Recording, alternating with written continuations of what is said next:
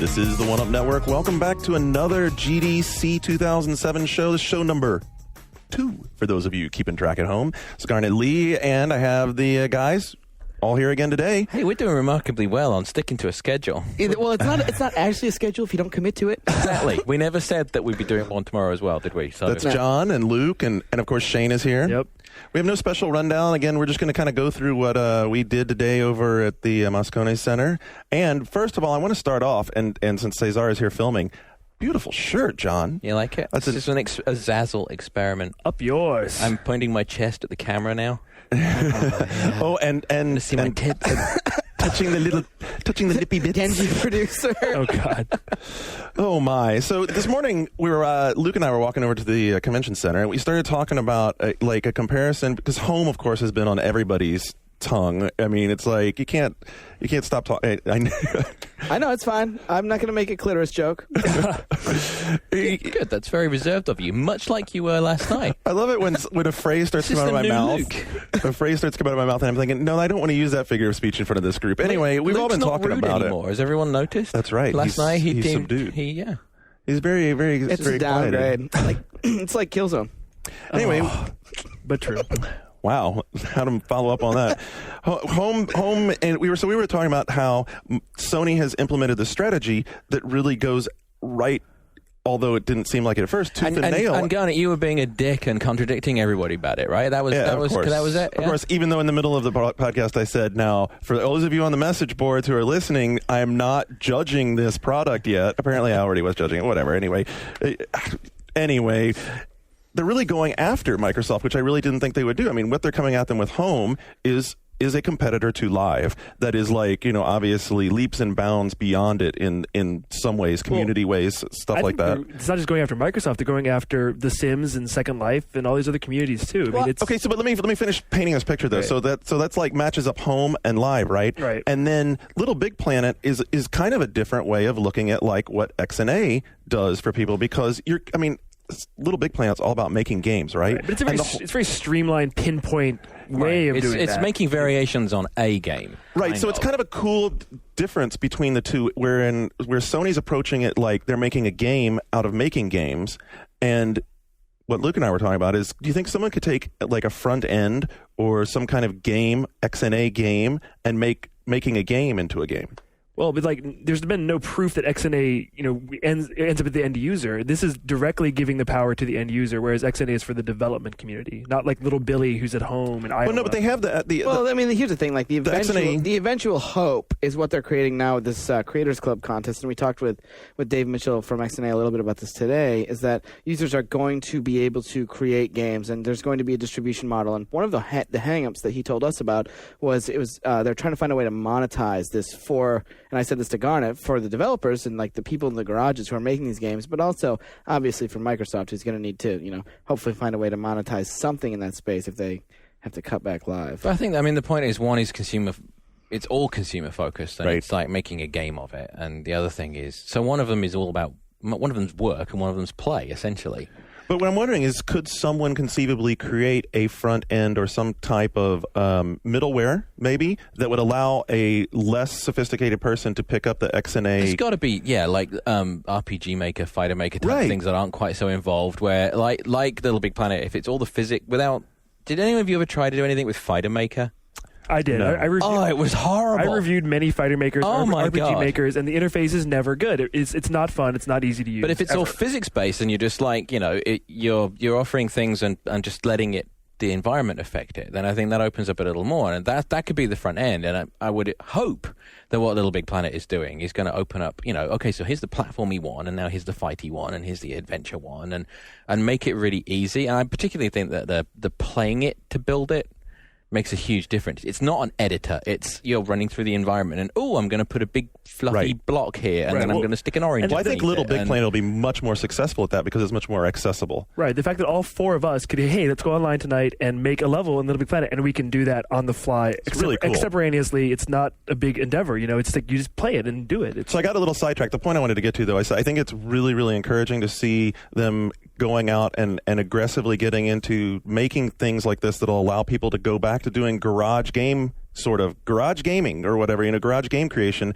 because we've all talked about how expensive it is to develop in the next gen marketplace. And this kind of goes directly against that, cuts right underneath it and says, hey, you know what, you want to go have fun? Here, go play with it. Right. I think that's really And the cool. response that Little Big Planet got today at GDC was immensely positive. Like the crowd was eating it up, and you could tell like these are developers, and they saw like the potential of this. And I think it's well, and from impressive. a basic level, those characters are so cute. I mean, it's like Everyone that saw, I mean, the boards are all over it today, and like all the, any kind of coverage or the comments on it was really positive. you I mean, can get people drawn like- into that game like that. A lot of people are saying, okay, this is making me feel differently about PS3, which kind of goes to what we were saying last night.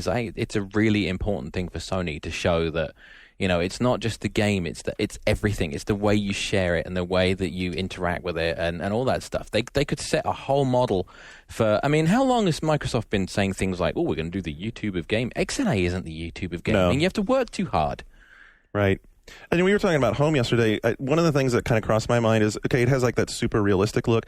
I think it would have been really cool, and maybe they can skin it like this. Wouldn't it be cool to have like a Little Big Planet sort of skinned home world? like an area you go to. Yeah. God, yeah, I'd love that would little be, Voodoo Vinci guy running around in Home. Well, Dude, that would be cool. I mean, if I'm going to like a virtual world, I think it would be really cool to be like outside of the Right. everyday experience and kind I of think stuff. that's what Sony wants. They would love for like developers and publishers to make their own little places you go that are different, and hopefully that will be happening. That would be really cool. I know that's what they want. Can you imagine even if like take it a step further, you could actually like do mini Little Big Planet like levels inside your home Little Big Planet room? That'd be crazy. One of the things that came out of today's conference, it wasn't at the one we saw the previous night, was Phil Harrison that in the future there'll be pets in Home, and that's actually a big deal. Like, he just kind of like said that in passing, but the more I thought about it, it's like, well, how popular is Nintendogs? It was the number one selling game the year it came out, and this is that potential and even way more. And I think that's going to be huge. I mean, I'd love to have That's like, cool. pets hanging in my apartment. Everyone likes pets. Yeah, pets are cool. You know me, I have 2 dogs, so I mean, Of course, if you have to buy cat food and cat litter, that's not cool. But we'll see how much they monetize pets. as long as I have to take them to the vet and pay for vet visits. This is living. This is dying at the pet cemetery. You have to like buy your plot. To jump back to Little Big Planet, another thing that came out of Sam and I's chat with Phil Harrison today was, like we talked about last night, I don't remember if it was on the air or off, but Sam asked Phil about the prospects of this demo that comes out later this year for Little Big Planet, and if the user-created content from that was going to ship in the final game. And it was like the first time, I think, maybe the first or second time I've ever seen Phil Harrison smile when you talk to him, and he was like, "That's very perceptive," in his way. And so you're going to see that, like Sam talked about. Well, that's cool, like 'cause, this yeah. demo is going to sort of like what they're saying is it's going to call from the community and then ship the game with a bunch of stuff from the community already in it. So that whole this whole Creators Club thing that Microsoft's trying to do, be the next star. Well, next year at some point you could have shipped a level for this Little Big Planet game. And what Garnet started to talk about that I wanted to get back to is that the vision behind Live and Home is sort of two different approaches of the same thing, and I think that approach is mirrored pretty identically in the treatment of something like Little Big Planet and XNA, which both empower the users to create on some level, whereas Microsoft's element of creation is very streamlined, very focused, and very, I guess, structured. And what Sony's doing is very different in that, like, Little Big Planet is just about the elements of play. Like, the best way that I think it's been described is what John said, where it's basically a toy. Like, it's essentially a toy. And you can extend that same comparison similarly to something like Live and Home, where Home and Live offer a lot of similar services. The core functionality is very similar, even the achievements to trophies, the private space or public space is lobbying. We talked about how you're going to be able to group in public spaces, and they didn't show you that yet, but you're going to be able to group in public spaces and then go play a game. I mean, it's offering a lot of this functionality. It's just doing it and representing it in a different way.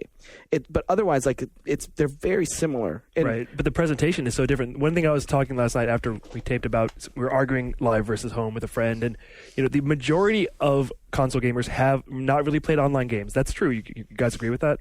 All right. So if you've never played an online game, He ran past that pretty quickly. well, but you guys agree with that, right? Online gaming still is not mainstream. Yeah, right? no, it's still definitely not mainstream. Okay, so- I think there's there's a lot of, numbers are not. fear of it as Right, well, because the so- stuff that's big online is intimidating. 'cause Exactly. it's So if you showed somebody who's never played an online game 5 minutes of someone using Xbox Live or 5 minutes of someone using Home, which one do you think will be more The one that's enticing? and one of them you don't really know you're online. I think that's Right. part of it.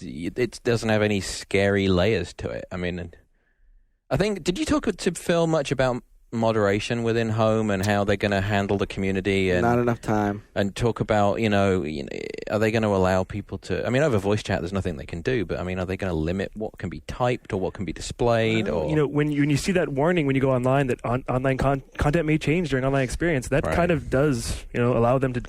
But It's not come our on, fault. I mean, Sony's gonna. If Garnet, you and I and John go into my apartment to watch the Bravia version, like on my Bravia in my home of Spider-Man 3, you don't think Sony's gonna have something to say about that? Because I stole it from YouTube or something? I think that at some point. But if it's just streaming from your hard drive, like how do they know what that is? It's just a file. I mean, like I don't think if you give porn, that's not going to show up in one of the little theaters where Sony picks these things. Like nothing pornographic is going to get to the public spaces, but in the private spaces, it's a private space. One of the questions that I saw that came up on the message boards that I thought was really pertinent to thinking about how the thing is going to evolve is how large a world are they going to be able to support? Are they going to have to fragment this thing into world servers? Is it going to be a deal like... I think they will.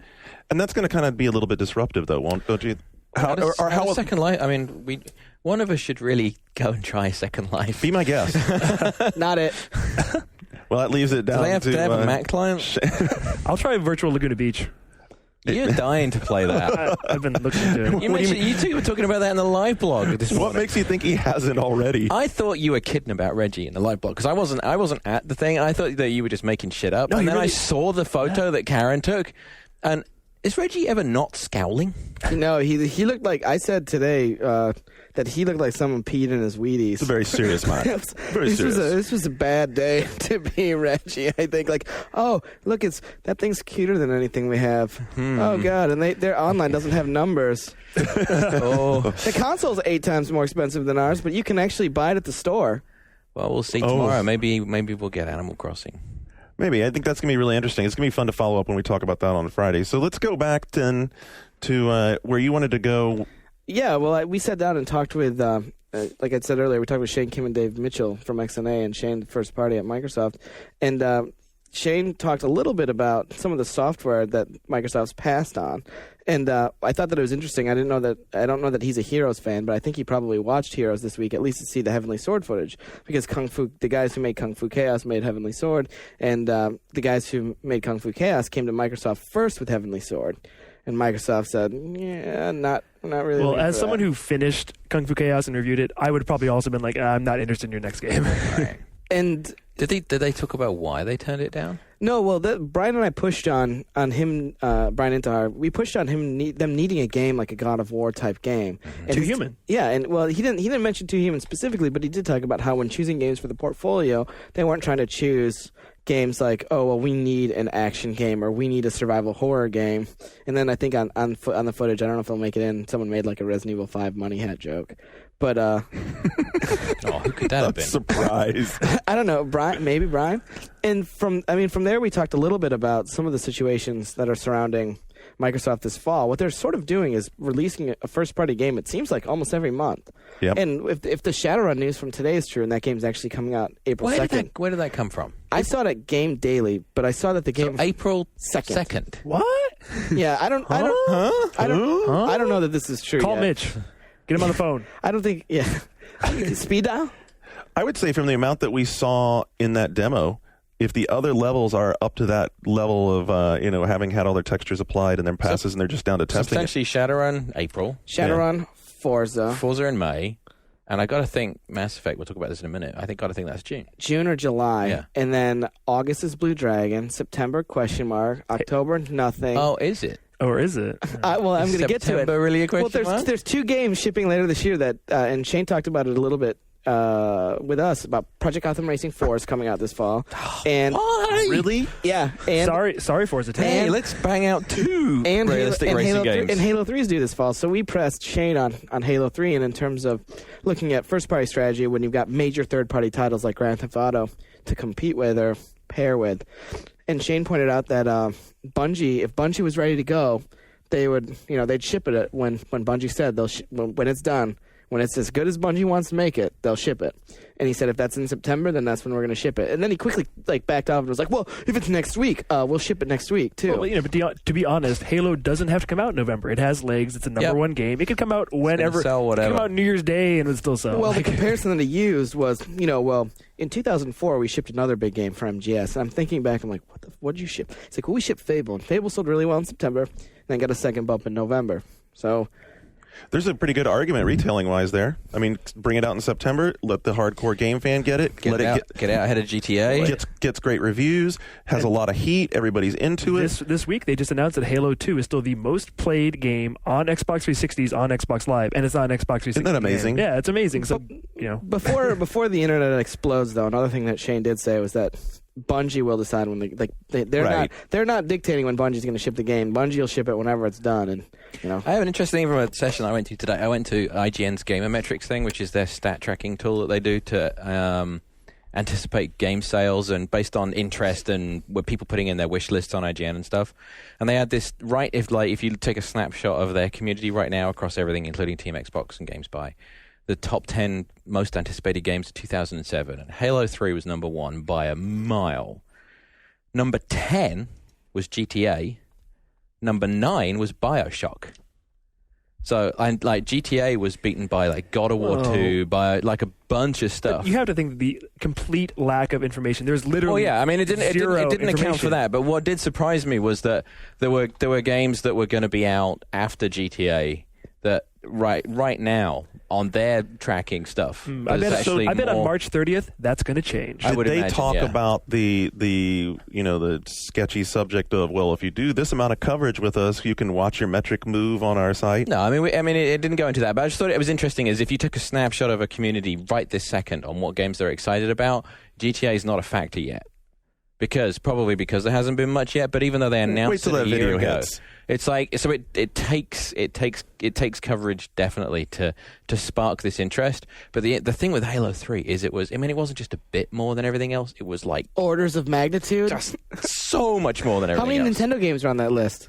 There was Galaxy was on there and Brawl was on there. Yeah, it's got to be amazing to work at Bungie right now, because on the one hand you got to be thrilled to be working on Halo 3 at the same time. Pressure. The fucking pressure's got to be unreal. You've got to be better than last time. You've got to make it worth the hype. I mean, just living up to the hype alone. There's going to be an element of, okay.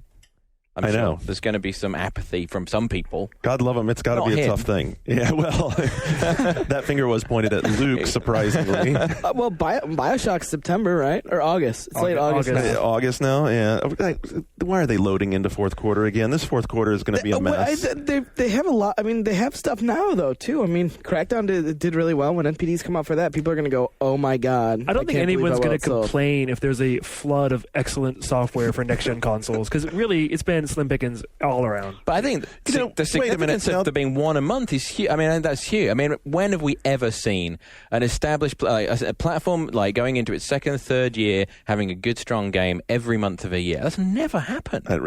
Before we get away from that, no one's going to complain, because of course people want to see a large selection of great games. That being said, it's tough for the guy who's a regular guy gamer to buy 4 or 5 or 6 $60 games in a couple of weeks. Yeah, that's expensive. Dude, seriously, And then when you get into that period, if you're a sports fan as well, and, you're going to want to buy Madden, that's when it really mounts up, because there's things that, there are some people that, there are games that are required purchases, and this year there are more than ever. Yeah. Well, another thing that I talked to Shane Kim about, which will transition into what part of John's day has been, was we talked about BioWare and Mass Effect. Obviously, Microsoft's banking on Mass Effect being really good. Everyone here at this table is super excited for it. And the BioWare Elevation Partners relationship is something that I'm borderline, I guess, obsessed with. A little bit. Because Elevation Partners is a company that invests and then they sell. And part of this, and when the news surfaced a while ago that BioWare might be doing a PS3 game, immediately I thought, well, it's probably to put pressure on Microsoft to try and get Microsoft to buy them. So we went right at Shane Kim about all of this, and watched him dance and talk about how And not so much, well, if they're making games for us already, why do we need to buy them?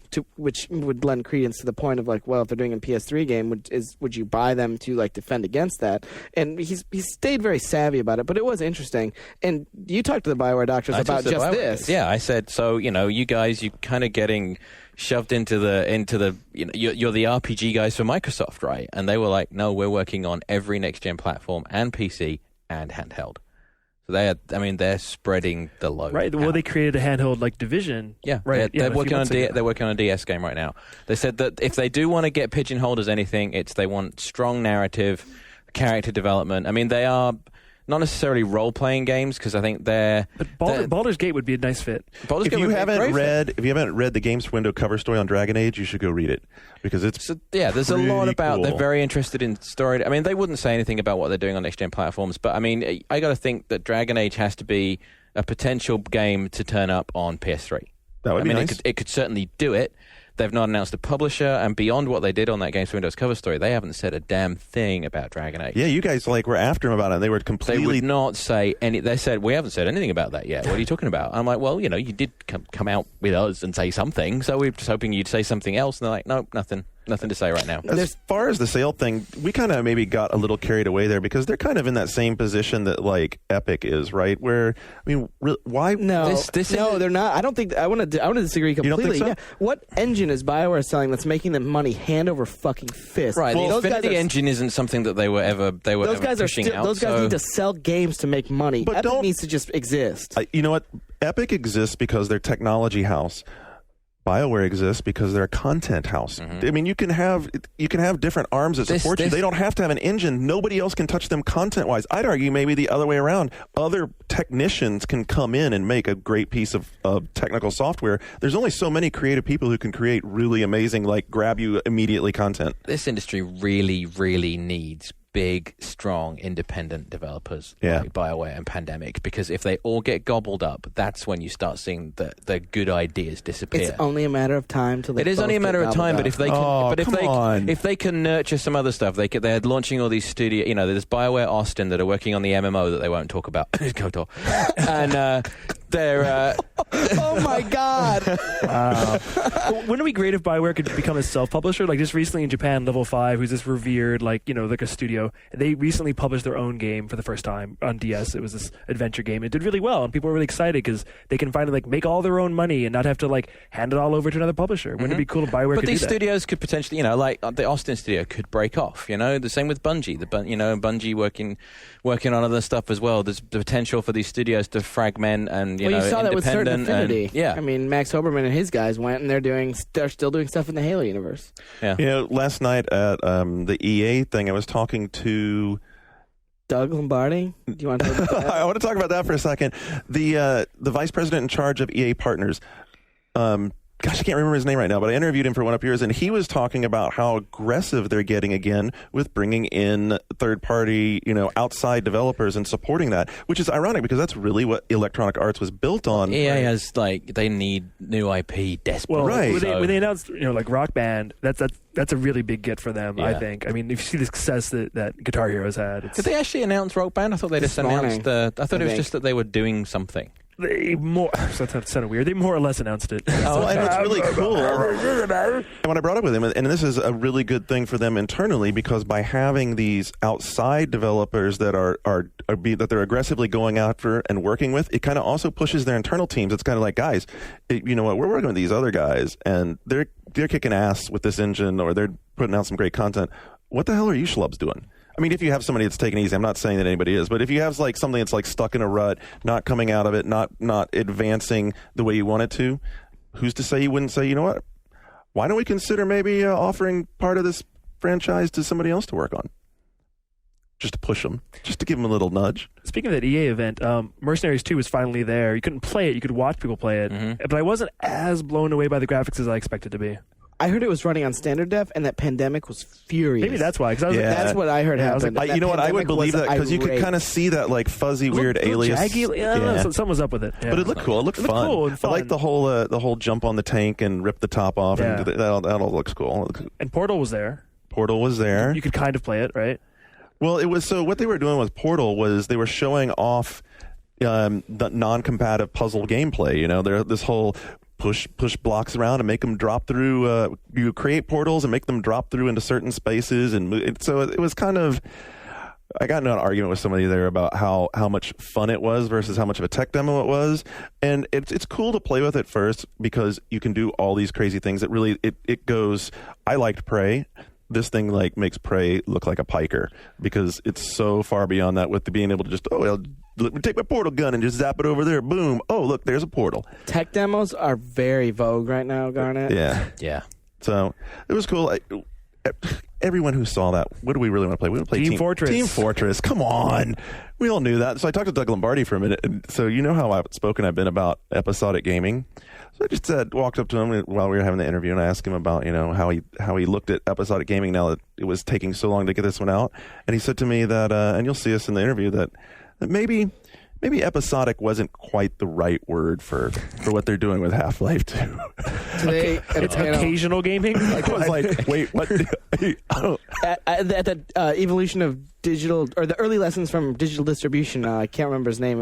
One of the guys, the marketing guys from Valve, was sitting there, and N guy shot that question to him, and he was like, "Well, we have a different take at Valve. I mean, you can have different takes on episodic gaming. Like, you know how Lost takes a break? Oh boy. Less episodic gaming, more randomly occurring. That reminds me, actually, the doctor said something interesting about the download content for Mass Effect today, because they were saying that, because we were pushing them on the trilogy. Right. Like, is it still a trilogy? And they're like, well, yeah, when we announced it back in 05 or whatever, when they first, it was X05 when they first showed it, right? Wow. And they announced it as a trilogy, and it was that and Too Human were both these big trilogies that were all going to live within the lifespan of the 360. Very ambitious. Very ambitious.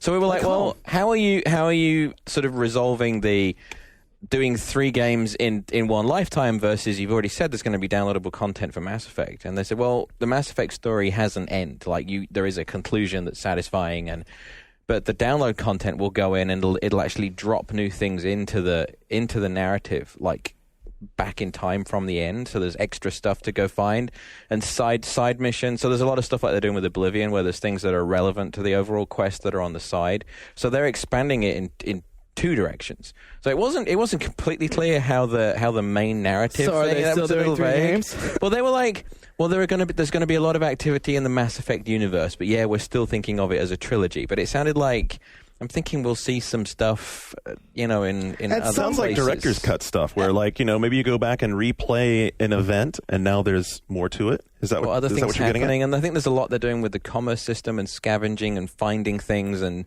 there's a lot of gameplay they haven't shown yet. I mean, they've talked about the fact that you have this ship and you can go anywhere, and they've talked about the rover, but they've never shown it. Did you dig into the combat? They showed the Mako. They've shown that. Oh, yeah. The Mako was part of the X06 presentation. Oh, that's right, yeah. They did talk about combat, yeah. So what's the scoop?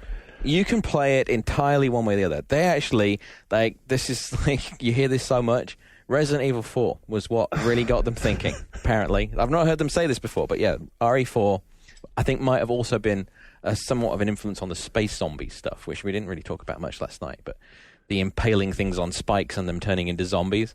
But you can play it entirely like Graw with the cover system, or you can actually play it without ever doing the real-time combat at all. Oh, really? So you can keep it turn-based? I like the sound. You can go in, as soon as you get to a combat instance, you can pause the game, you can set everything up, you can just give them instructions. So in a lot of ways, they didn't show it, but it sounded like the way remember the first Rainbow Six? Where you could be one of the guys and you could go in and shoot, or you could go to the map view and just say, okay, you go here and shoot this guy, and you go here. You can pause the game, which is all the BioWare games will let you do, and pause the action and then direct. But then you can direct the whole battle from that thing. So he said, if you don't want to shoot, you don't have to. So we shouldn't be too worried. It sounds like they're really iterating on the KOTOR system. You can pause it, give everybody instructions, do it as much as you want, or you can kind of queue up some Mass Effect lightning, some biotic lightning. Yeah, some force. I mean, yeah, force. No, it's not force. Biotic push. Speaking of episodic gaming, did we know that Peter Jackson's Halo project was episodic until I saw that today? Was that announced today for the first time? No, I don't think that was the first time it was announced. I was under the impression that that's how they described it to you at X06, but everyone, I thought, seems to have forgotten this news. Right. So it seemed like still no Halo Wars. No, they're not going to show Halo Wars. They'll do that. They'll wait till Halo 3's out. Right. well, I mean, those- I thought you were under the impression Halo Wars would be here in some. No. There's a countdown on the internet right now. It's winding down on the Halo Wars site of an image that's like every day getting a little less fuzzy. It's part of a monthly community update that they're doing over at the Halo Wars site. I don't think you'll see Halo Wars again until you might see it at E3, but I mean, I got to imagine the stuff that you need to know about the Halo 3 narrative before Halo, like the Halo Wars. If they showed it now, it would probably give it away. No, well, So- Halo Wars is, to totally nerd out, it's actually a prequel. So Halo Wars takes place well before the Halo fiction as we know it does. So it's like the early iterations of the Spartans, and it's like before So that before first... the novels that none of us have read. No, that most of us haven't read. It's before. It's supposed to take place before the events of Combat Evolved. I just think that if you're going to see a game like Halo 3 ship in September, then that's probably when you'll see the next batch of Halo Wars stuff. Yeah. I mean, E3's got to be something like, what was it when Halo 2 was in the works? Multiplayer was the year of release, right? There's a multiplayer session, and with the beta already going on, that would make sense strategically. So what else did you guys get out to this afternoon? A lot of just sort of meeting up with people and stuff. I mean, Mass Effect sort of dominated the middle of my day. Did anybody here go to the Elite Beat Agents session? No, I wanted to go, but I was doing one of those interviews. I did see some scans of the Owendon 2 finally came out, and it looks pretty crazy. There's like a team of gay new villains or something. Sweet. Yeah. So you probably Wait, they're villains? I think so. I think you'll like it. Dicks. Dude, I'll totally love a Wyndon because I liked Elite Beat, but I really liked Wyndon better. I just something about the J-pop just like fits that game and the whole thing perfect. I really like. Keiichi Yano said Elite Beat Agents 2. At the end of his presentation, if you check back to the live blog, he's like, I'm doing Elite Beat Agents 2. It's coming out this year. Oops, shouldn't have said that. Oh, the entire stock trade off. Japan no longer selling its Nintendo stock. Tap cheerleader game ruins Nintendo stock sale. So this morning at the rant, one of the Max's guys kind of let go on the. I wish Wii. I'd have gone to that. But they're making Spore for Wii, right? Well, I don't know. Apparently, Maxis is doing a bunch of stuff. They had announced it this morning about how MySims and how it was indicative of their approach to Wii games moving forward, and it was expanding horizons. So what and did the all guy that specifically nonsense. say about Wii? It's a piece of shit. Oh, yeah. what was the context to that? How did he? What There other was no context. do you It was need? just a declaration. The Wii is a piece of shit. What else do you need? I mean, Well, you know what? I went to the show floor this afternoon to check out Paper Mario because I really wanted to go see it. And man, Wii is not a piece of shit. That's just stupid. I mean, he may have. he said it was 2 GameCubes duct taped together. Are you sure you didn't say that? Pretty awesome. I was in Skip's article. I read that. I was like, oh, Is it even that though? I mean, That'd be isn't one that hell of a being kind? lunchbox. It's a little too much duct tape. Wow. Dude, he's full of it. Paper Mario looks really cool. So now you can talk about it because Yeah, I've so- seen it on the floor. Yeah, we're ripping the gloves off. Go. So yeah, any questions you have, I'll attempt to answer them So- for you. One of the things I like about it right off the bat is the visual impression it makes. It doesn't have the paper overlay to it anymore, but it has like this really cool, what'd you call that, cubic? Oh, the pixel effect the like thing? giant pixel background look, and it makes the colors That's not throughout. That's only one world has that effect. Really, because that effect is awesome. It looks so Yeah, that good. level specifically, that's actually my favorite world in the game. I think that's everybody's favorite world. That set of worlds is like the homage to old school games more. That one. But the levels are actually kind of visually inconsistent, look very different from one another. Like you don't know what you're going to get until you get there. But it stitches together okay. For the most part. So what were they showing on the floor today? So what they're showing on the floor is they're showing that level. You can play it. You take the Wiimote controller and you turn it like traditional controller style. So it's pretty easy to play. There's also some movement control in it, though, right? Because you like to do the smash. Right, and like that's something people don't realize when you hit an enemy. If you kind of jerk the controller like up like this, right as you're hitting the enemy, you get bonus points, and like all these little Shy Guys and Koopas like come around. It's really cool. Come around the edge of the screen and like say, "Oh, you did a good job." And if you do it in consecutively do it, you get more points and more guys pop up on screen. So it's optional, but it is kind of fun. Then the like, frame rate starts to chug. Nope. well, in parts. So this comes Okay, out. that's a shame because I didn't have any problem when I was watching it. What I want to know is how does what I didn't get from just the amount of time I watched it was how does the dynamic work where you open a door and the screen goes from 2D flat to like looking down a 3D That's tunnel? not when you open a door. Actually, Mario, at any point in the game, if you press the A button, it switches the game from 2D to 3D, and when that happens, you have a little meter that counts down on the left-hand side, and if it counts down all the way, he'll take damage. So it's basically like you have to do all your 3D stuff and then switch back, and then once you switch back, it starts building back up. and it's completely integral to the gameplay. It's what you'll be doing throughout the entire game to solve puzzles. Yeah, I could tell that they built a lot of the Right. puzzles Like- around that, where in 2D you couldn't get past this stuff, Right. but then you move it into 3D, and now, these pillars, these columns aren't in my way, they're actually spaced out. Or for finding secrets. Say like you're walking on a regular looking level, you see a pipe, and you can't go down that pipe. But if you turn to 3D, maybe there's actually two pipes, one right there and one behind it. And when in 3D, then you can reach the one that you couldn't see before. That is the way to go. So It looked very cool. clever. It's throughout the entire game you're doing that. One thing that kind of sucks is the other characters you control can't do that. Ooh. So even though like they have other powers and that's cool, you're constantly switching back to Mario because he's the only guy who can do it. The question of how much I'm going to like this comes down to one thing. Where does it rate on the difficulty scale? It's pretty easy. There's kind of an annoying thing because when you're playing through a world, there's 4 levels in a world, like 1-1, 1-2, Yep. 1-3, and if you leave in World 1-4 and come back, you do have to play through them all again Mario's been like that before before. you've beaten it. But because you get healing items in this game and you actually need to use them later on in the game, it actually does get hard. You really have to stock up on healing items before you enter a world, Right. which is not something you're used to doing in a platformer. That's kind of Yeah. more of an RPG So element. this thing's out like April 9th. April 9th. So it's not long. I mean, this could be. Well, let's hope they get the hardware out in time, huh? Oh, yeah, I mean, whatever. I would say Do you have a Wii yet? You're like No, truly I- apathetic towards the whole thing now. Huh? I'm done. I'm not. I have no. I interest. still haven't got one. I don't- I've tried and That's absurd. My interest has waned completely. I'm actually at the point where I'm willing to pay someone to take my GameCube, beat the first 4 dungeons of Zelda, get me the same number of heart containers that I had, record the locations, and get back to me. Oh, but there I'll pay will for be that. there'll be a game in the next 6 months that you want to play on Wii. There has to be, right? You would hope. I mean, I really hope. But Escape from Bug Island doesn't make you excited. Elite Beat Agents, Wii. Let's do that. have you checked out Big Brain? They also had Big Brain down there. Oh, it is there. I need to. Yeah, play that. that's kind of cool. They have like the race mode where you can 2 people go through different. They so have a release date now. It's June. how June. different is it to the DS one? I haven't played the DS version of Big Brain, but the race mode that I was watching, they did a combination of things. There was like which one of these, they show 4 images, which one of these images is different. They show another one where they show you a picture and you have to take the elements and drop them in there in the right places. There's another one where you have to arrange the railroad tracks to get a little train across the screen. Is it making you write anything with the remote, or is it all just pointing to stuff? Those games sound all completely different than what was in the DS game. Yeah. It was all point. So like to do the So like. it's like here's a bunch of stuff. Point to the odd one out. Boom. Right, so that's a point one. On the one where you're actually making a picture, it'll show you like maybe like a beach scene, and there's like 2 fish and a parasol, and you like have to go and grab them, and then hold them and drag them and let go of them. Okay. Hold and drag It's and a let go. completely different game.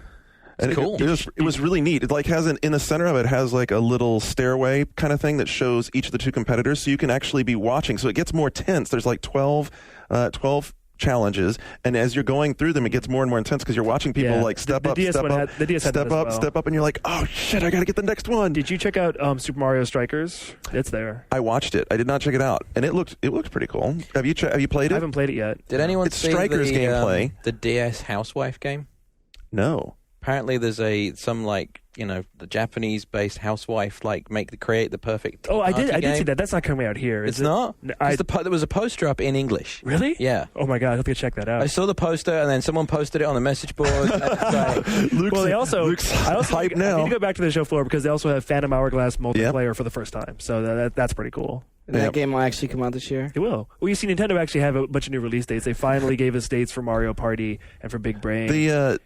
That multiplayer is really weird. It's like a mage hedge race. Did What? you check it out? Is it what? is it- What the hell is a mage hedge race? Wait, is it Tetris? Is it Tetris Trackers brought back from What like was Tetris Trackers? Tetris Trackers was I have a like no idea what they're talking about. I'm tuning out. All right, Tetris Trackers was a GameCube Zelda game that was shown about 5 years ago to E3, and what it was 4 players in like an old Oh my God, top-down I know Zelda what he's game. talking about. You do know? I do know Tetris Trackers. I know what you're Tetris talking- Trackers. I And the think object was it's Tetris. Tetris. Possessive. And the object was to find something, and it was like a hunt. Like That's sort of what it looked That's what like. it I mean, is? I was walking Oh, by. I was wow. looking at it. I'm like, wait, that's what the hell are they playing? That's Tetris. Phantom Hourglass. It looks like some kind of, I was talking about like a shrubbery maze. Yeah. I was like, wow, that's From really Wind bizarre. Waker. the biggest announcement from Nintendo in my world is that they are bringing the puzzle league. They're calling it Puzzle League Champ or something. Comes out in June. It's the best puzzle game You just ever made. You sent that email out with Game of the Year confirmed. I'm not isn't it? kidding. I'm not kidding. Seriously. But poetry training's coming out this year. Is it? I wish. Oh my gosh. And a game from IDOS that disturbed me called Touch the Dead. I played Touch the Is that Dead. a Wii exclusive? No, it's a DS Well, game. I played Touch the Dead, and it's kind of like typing the dead, but instead of typing, you're touching them. Ew. Oh my god, I got drawn in. So I have to laugh because I got drawn into the back of the floor to this thing that's like this new 3D game controller device. What was it? The Novus Falcon is it or the something? brain one? No, it's this. Because what's his face? Ed Freeze has some like new brain. Yeah, he's controller. working with Anyway, This is like this giant contraption that you set on your Is this the desk. thing that pushes back, Yeah, it pushes. so to speak? 'Cause sometimes you need them to push back. A little. They just say yes. It's Oh too my easy. God. Yeah, It it's was- a full tactile thing, right? Yeah, it's like it has this ball that you grab a hold of that like allows you. Thank God we're videoing wait, this. what exactly? Could you explain this again to me? I'm a little So it's a confused. contraption it's a force feedback device that's also a controller, Right. and there's as well as feedback, like force feedback. It's actually it pushes Is it like a against you. trackball? No, it's so it sits out in front. It has this Your hands box. suck at drawing It has this pictures. thing that sits on your desk and has a gimbal mechanism and a bunch of motors in it. What's a gimbal? It's a.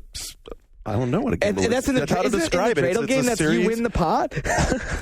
a gimbal is like it's got a series of arms and a bunch of pivot points and motors that push back and forth on this thing. So you hold this device in space in front of you in your hand. They're positioning now it as it's way more 3D space than we. Oh, so and you get it like feedback. pushes back on you. Right, so Okay. it Does pushes it back on you. translate textures into It translates into touch? textures into touch and all that Also, kind of stuff. immersion's on board. Yeah. So you Well- could like really turn a doorknob. You could like No, it doesn't rotate Oh. like that. It moves like this, right? It moves in. It doesn't twist in your hand, but it moves in and out, back and forth. Did you And try it? I tried it with Did you try it? Half-Life. Because the Games Windows guy said there was a demo with like a basketball or something. Yeah, I did that too. You did that? and so it also gets it also models physics. So like they did like another deal where you could like have like a ball on a tether ball basically, and you could like swing it around, and you could feel it gaining momentum, and it would like start. cool.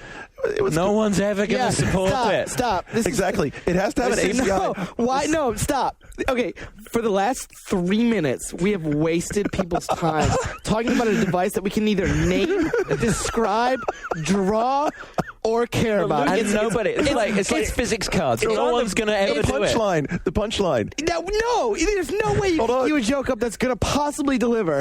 I think you might be going. $240. Okay, that delivered. See, I thought you were going towards like sort of breast feeling. Dude, that's like- something. I don't know. That might be the marketplace. This thing needs to be successful. So we're going to come back on Friday, and we're going to have like the big wrap-up show. We've got N Guy's going to be here, right? N-Guy Kroll from He's Music. definitely going to be here. We've had a couple people other talking. Maybe they want to come on. So who knows? There may be other guests. It'll be a full show then on Kind of Friday. late on Friday, though, huh? Yeah, by the time I get done wrapping it up, I can't promise you guys. So it won't be the normal time. No, it won't be the normal time. I will go directly from finishing it here. We're going to record it in the afternoon here, and as soon as we're done, I'll go and work on it, and I'll get it up as quick as we can. We're going to also talk about... Pushback. Jesus. Get it up. And we'll also have the Nintendo keynote to talk about, which is going to be... Oh. Man, I think it's going to be boring. So the Oh, word, come on. No, the word is that there's something going on that means they can't announce anything new. Yeah, we talked about this last So it's all week. gonna be- so it'll be pie in the sky, really cool, Well, last year at interesting. GDC, he didn't announce anything new, did he? He talked about the creation of Brain Age and Right. about the whole touch generations thing, and it was all, make everyone feel good about playing with things. They announced Phantom Hourglass. I hope it's Oh, of course all they did. about Yeah, yeah. Elite Beat. Oh, the whole thing. But my fear is, even if they did pull out Animal Crossing, at this point, after seeing Home, and It better be pretty and fucking see- good. Yeah, it better be pretty fucking good. That's it. Or here pretty fucking quick. Yeah. Anyway, so stick around. Keep telling us what you're looking out for. We got one more show to go. Let us know if there's anything special we've missed or anything you'd like us to get into more detail on. That's at boards.oneup.com. And until Friday evening sometime, we're gone.